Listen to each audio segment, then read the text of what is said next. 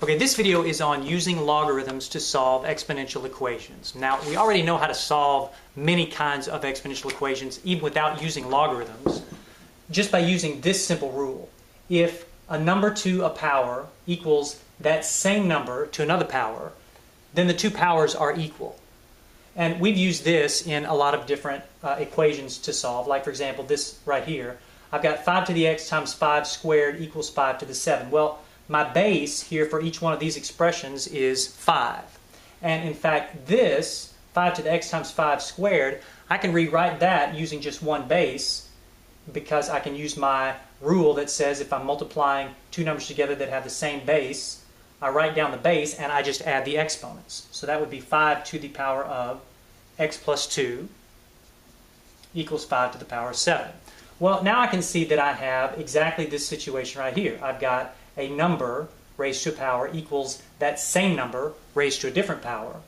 So I know, therefore, that the two powers, that is, these two exponent values, have to be equal. So I can just take this and I can set the exponents equal to each other. So x plus 2 equals 7.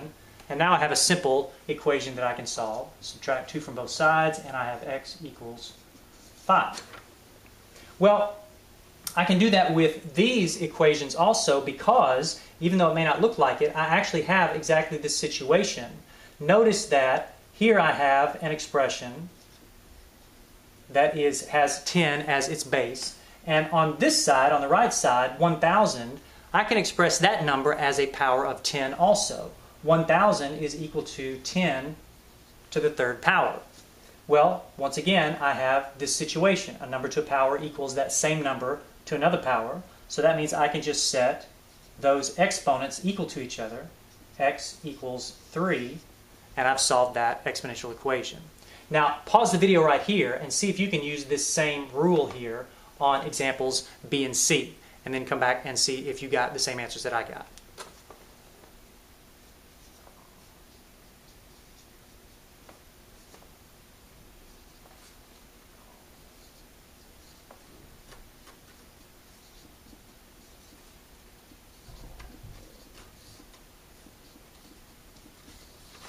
So once again, I have 1,000 that I've written as a power of 10, 10 to the third power.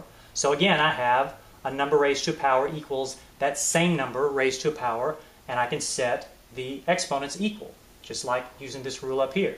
So I set the exponents equal to each other, and I get x equals 1.